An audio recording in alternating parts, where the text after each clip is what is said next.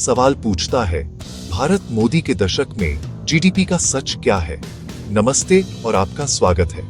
मैं हूं रितेश पटेल और आज रात हम सीधे मुद्दे पर आ रहे हैं। एक सवाल जो हर भारतीय के मन में है, एक सवाल जो देश की दिशा तय करता है, एक सवाल जो विपक्ष उठाने से डरता है और सत्ता पक्ष जिसका ढिंढोरा पीटता है।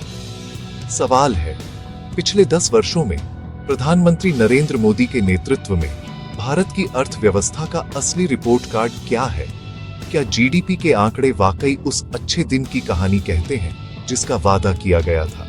आज हम आंकड़ों के मायाजाल को तोड़ेंगे, हर दावे की पड़ताल करेंगे और सच को आपके सामने रखेंगे। राष्ट्र जानना चाहता है, क्या यह विकास की एक शानदार गाथा है या यह केवल आंकड़ों का खेल है। हम उन लोगों की आवाज नहीं बनेंगे जो सिर्फ एक पक्ष दिखाते हैं। नहीं, हम हर पहलू को खंगालेंगे। हम 2014 से लेकर आज तक के आर्थिक सफर का पूरा विश्लेषण करेंगे। हम देखेंगे कि मोदी सरकार के पहले कार्यकाल में क्या हुआ, दूसरे कार्यकाल में कौन सी चुनौतियां आईं और आज हम कहां खड़े हैं। ये सिर्फ एक वीडियो नहीं है, ये एक राष्ट्रीय बहस है और इस बहस में मैं आपका प्रतिनिधित्व कर रहा हूं। तो मेरे साथ बने रहिए, क्योंकि आज रात हम भारत की आर्थिक कहानी के पन्ने पलटेंगे। हम उन तथ्यों को सामने लाएंगे जिन्हें अक्सर मुख्यधारा की मीडिया छिपा देती है। हम पूछेंगे, क्या भारत वास्तव में दुनिया की सबसे तेजी से बढ़ती अर्थव्यवस्था है? क्या यह विकास समावेशी है? क्या इसका लाभ आम आदमी तक पहुंचा है? आज रात कोई लाख लपेट नहीं, कोई प्रोपेगेंडा नहीं, सिर्फ और सिर्फ तथ्य, क्योंकि देश से बड़ा कुछ नहीं और देश सच जानना चाहता है। चलिए शुरू करते हैं। अध्याय 1, एक मजबूत शुरुआत या सिर्फ एक भ्रम। 2014 में जब नरेंद्र मोदी ने सत्ता संभाली तो देश को उनसे बहुत उम्मीदें थीं। एक पॉलिसी पैरालिसिस के दौर के बाद देश एक निर्णायक नेतृत्व चाहता था और शुरुआती आंकड़े, मैं पूछता हूँ, क्या वे प्रभावशाली नहीं थे? पहले ही साल में, वित्त वर्ष 2014-15 में भारतीय अर्थव्यवस्था ने 7.5% की शानदार वृद्धि दर्ज की। 7.5%। यह कोई मामूली आंकड़ा नहीं था। पूरी दुनिया की नजरें भारत पर थीं। मेक इन इंडिया जैसे नारों के साथ एक नई औद्योगिक क्रांति की नींव रखी जा रही थी। ऐसा लग रहा था कि भारत की अर्थव्यवस्था एक नए टेक ऑफ के लिए तैयार है।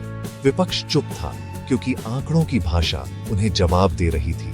लेकिन क्या यह पूरी कहानी थी?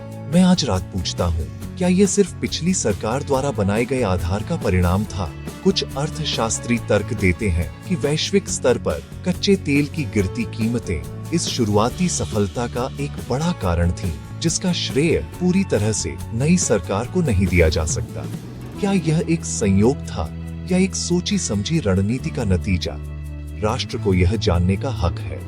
सरकार ने सुधारों की एक श्रृंखला शुरू की, व्यापार करने में आसानी पर जोर दिया, लेकिन क्या इसका असर जमीन पर उतना ही गहरा था जितना कागजों पर दिखाया जा रहा था? यह एक ऐसा सवाल है जिसे नजरअंदाज नहीं किया जा सकता। फिर भी इस बात से इनकार नहीं किया जा सकता कि शुरुआती वर्षों ने एक सकारात्मक माहौल बनाया। निवेशकों का भरोसा बढ़ा, विदेशी निवेश आने लगा और भारत को एक ब्राइट स्पॉट के रूप में देखा जाने लगा। जीएसटी जैसे ऐतिहासिक सुधार की नींव भी इसी दौरान रखी गई, भले ही उसे लागू बाद में किया गया। ये वो साल थे जब भारत ने दुनिया को दिखाया कि लोकतंत्र और तेज आर्थिक विकास एक साथ चल सकते हैं। लेकिन क्या यह गति बनी रही? क्या यह मजबूत शुरुआत एक स्थायी विकास की गारंटी थी? यही वह सवाल है जो हमें अगले अध्याय की ओर ले जाता है। अध्याय 2, 2018-19। जब रफ्तार पर लगा ब्रेक। हर कहानी में एक मोड़ आता है और मोदी सरकार की आर्थिक कहानी में 2018-19 का साल वही मोड़ था। 4 साल की मजबूत औसत वृद्धि के बाद अचानक अर्थव्यवस्था की रफ्तार धीमी पड़ने लगी। वित्त वर्ष 2018-19 में जीडीपी वृद्धि दर गिरकर 6.1% पर आ गई। 6.1%। यह पिछले 4 वर्षों के औसत से काफी कम था। मैं पूछता हूँ, ऐसा क्यों हुआ? क्या नोटबंदी और जीएसटी के कार्यान्वयन में आई शुरुआती दिक्कतों का यह एक विलंबित प्रभाव था? क्या वैश्विक आर्थिक मंदी का असर भारत पर पड़ रहा था या यह हमारी अपनी घरेलू नीतियों का परिणाम था? राष्ट्र इसका जवाब चाहता है। विपक्ष ने इसे सरकार की आर्थिक कुप्रबंधन की कहानी के रूप में पेश किया। उन्होंने आरोप लगाया कि सरकार बड़े सुधारों को ठीक से लागू करने में विफल रही, जिससे छोटे और मध्यम उद्यमों की कमर टूट गई, जो भारतीय अर्थव्यवस्था की रीढ़ है। बेरोजगारी के आंकड़े बढ़ने लगे और खपत में कमी देखी गई। क्या यह एक चेतावनी थी जिसे सरकार ने नजरअंदाज कर दिया? क्या बड़े बड़े दावों के पीछे की जमीनी हकीकत कुछ और ही थी? ये वो समय था जब अर्थव्यवस्था पर सवालिया निशान लगने शुरू हो गए थे और सरकार रक्षात्मक मुद्रा में आ गई थी। सरकार ने तर्क दिया कि यह एक चक्रीय मंदी थी जो वैश्विक कारकों से प्रभावित थी। उन्होंने अर्थव्यवस्था को गति देने के लिए कई उपायों की घोषणा की, जिसमें कॉर्पोरेट टैक्स में कटौती भी शामिल थी। लेकिन सवाल बना हुआ है, क्या यह सिर्फ एक अस्थायी झटका था या एक गहरी संरचनात्मक समस्या का संकेत? इस अवधि ने दिखाया कि ऊंची विकास दर को बनाए रखना कितना मुश्किल है और अर्थव्यवस्था कितनी संवेदनशील हो सकती है। यह अध्याय हमें याद दिलाता है कि आर्थिक सफलता की कोई गारंटी नहीं होती और चुनौतियों का सामना करने के लिए निरंतर सतर्कता और सही नीतियों की आवश्यकता होती है। और फिर दर्शकों, कहानी एक और नाटकीय मोड़ लेती है। कोविड महामारी की तबाही के बाद जब दुनिया की बड़ी बड़ी अर्थव्यवस्थाएं संघर्ष कर रही थीं, तब भारत ने जो कर दिखाया उसने सबको चौंका दिया। वित्त वर्ष 2023-24 के आंकड़े सामने आए और उन्होंने एक नई बहस छेड़ दी। 8.2% की जीडीपी वृद्धि दर। जी हां, आपने सही सुना, 8.2%। यह अनुमानों से कहीं बेहतर था। चौथी तिमाही में भी 7.8% का शानदार विस्तार देखा गया। मैं आज रात पूछता हूँ, क्या यह भारतीय अर्थव्यवस्था के लचीलेपन का सबसे बड़ा प्रमाण नहीं है? क्या यह मोदी सरकार की नीतियों की जीत नहीं है, जिसने महामारी के संकट को एक अवसर में बदल दिया? ये आंकड़े सिर्फ नंबर नहीं है, ये एक कहानी कहते हैं। यह कहानी है भारत के मैन्युफैक्चरिंग और सर्विस सेक्टर के पुनरुत्थान की। यह कहानी है उस सरकारी खर्च की जिसने मांग को बढ़ावा दिया। यह कहानी है उस डिजिटल क्रांति की जिसने अर्थव्यवस्था को एक नई ताकत दी। आलोचक कह सकते हैं कि यह बेस इफेक्ट का परिणाम है, यानी पिछले साल के निचले आधार के कारण यह वृद्धि अधिक दिख रही है। लेकिन मैं पूछता हूँ, क्या दुनिया की कोई और बड़ी अर्थव्यवस्था इस गति से बढ़ रही है? जवाब है नहीं। आज भारत को ग्लोबल ग्रोथ इंजन कहा जा रहा है, लेकिन हमें यहाँ रुकना नहीं है, हमें गहराई में जाना होगा। क्या इस विकास का लाभ समान रूप से वितरित हो रहा है? क्या ग्रामीण अर्थव्यवस्था भी उतनी ही तेजी से बढ़ रही है? कृषि क्षेत्र की वृद्धि दर चिंता का विषय क्यों बनी हुई है? 8.2% का आंकड़ा निस्संदेह प्रभावशाली है और यह भारत की क्षमता को दर्शाता है। इसने भारत को दुनिया की 5वीं सबसे बड़ी अर्थव्यवस्था बना दिया है।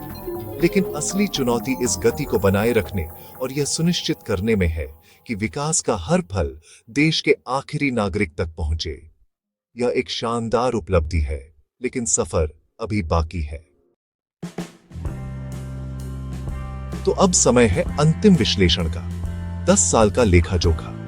जब हम मोदी सरकार के पूरे एक दशक को देखते हैं, तो औसत जीडीपी वृद्धि दर लगभग 6% बैठती है। 6%। अब इसकी तुलना पिछली कांग्रेस के नेतृत्व वाली यूपीए सरकार से की जाती है, जिसके 10 वर्षों में औसत वृद्धि दर 6.82% थी। यहीं पर विपक्ष हमला करता है। वे कहते हैं, देखिए, आंकड़े खुद बोलते हैं, हमारे समय में विकास दर बेहतर थी। लेकिन क्या यह तुलना इतनी सीधी है? मैं पूछता हूं, क्या यह सेब की तुलना संतरे से करने जैसा नहीं है? क्या हम उन परिस्थितियों को भूल सकते हैं जिनमें इन दोनों सरकारों ने काम किया? यूपीए 2 के अंतिम वर्षों में अर्थव्यवस्था पॉलिसी पैरालिसिस और घोटालों के आरोपों से जूझ रही थी, जबकि मोदी सरकार को अपने कार्यकाल में नोटबंदी, जीएसटी का जटिल कार्यान्वयन और सबसे बढ़कर कोविड-19 जैसी सदी की सबसे बड़ी महामारी का सामना करना पड़ा। क्या इन चुनौतियों को नजरअंदाज करना बौद्धिक बेईमानी नहीं होगी? एक तरफ यूपीए का कार्यकाल था जिसे वैश्विक आर्थिक उछाल का लाभ मिला, तो दूसरी तरफ मोदी का कार्यकाल है जिसने वैश्विक मंदी और अभूतपूर्व स्वास्थ्य संकट का सामना किया। राष्ट्र को यह संदर्भ समझना होगा। अंतिम सत्य यह है कि दोनों कार्यकालों की अपनी अपनी सफलताएं और विफलताएं हैं। आंकड़ों का खेल अंतहीन चल सकता है, लेकिन बड़ा सवाल यह है, क्या मोदी सरकार ने अर्थव्यवस्था की नींव को मजबूत किया है? क्या उन्होंने संरचनात्मक सुधार किए हैं जिनका लाभ भविष्य में मिलेगा? डिजिटल इंफ्रास्ट्रक्चर, वित्तीय समावेशन और इंफ्रास्ट्रक्चर पर रिकॉर्ड खर्च, क्या ये भविष्य के भारत की मजबूत नींव नहीं है? औसत आंकड़ों की बहस से परे हमें अर्थव्यवस्था की दिशा और उसकी गुणवत्ता को देखना होगा। आज रात फैसला आपका है। आप तय करें कि 10 साल का यह रिपोर्ट कार्ड पास है या फेल। तो आज रात हमने क्या देखा? हमने देखा कि मोदी सरकार के 10 साल का आर्थिक सफर उतार चढ़ाव से भरा रहा है। एक मजबूत शुरुआत, बीच में कुछ झटके और फिर कोविड-19 जैसी अभूतपूर्व चुनौती। लेकिन इस सब के बावजूद जो एक बात स्पष्ट रूप से उभर कर सामने आती है, वह है भारतीय अर्थव्यवस्था का अविश्वसनीय लचीलापन। महामारी के प्रभाव ने दुनिया को घुटनों पर ला दिया, लेकिन भारत न केवल खड़ा हुआ, बल्कि आज दुनिया की सबसे तेजी से बढ़ती प्रमुख अर्थव्यवस्था के रूप में दौड़ रहा है। यह कोई छोटी उपलब्धि नहीं है। यह आंकड़े हमें बताते हैं कि भारत में क्षमता है, भारत में ताकत है। 8.2% की हालिया वृद्धि दर इस बात का प्रमाण है। लेकिन यह हमें आत्मसंतुष्ट नहीं होना चाहिए। हमें यह सवाल पूछना जारी रखना होगा कि क्या यह विकास समावेशी है? क्या रोजगार सृजन उस गति से हो रहा है जिसकी देश को आवश्यकता है? क्या महंगाई पर काबू पा लिया गया है? एक जीवंत लोकतंत्र के नागरिक के रूप में यह हमारा कर्तव्य है कि हम सरकार से जवाबदेही मांगे और यह सुनिश्चित करें कि आर्थिक विकास का लाभ पिरामिड के सबसे निचले पायदान पर खड़े व्यक्ति तक पहुंचे। अंत में भारत एक चौराहे पर खड़ा है। हमारे पास दुनिया की आर्थिक महाशक्ति बनने का अवसर है, लेकिन यह रास्ता चुनौतियों से भरा है।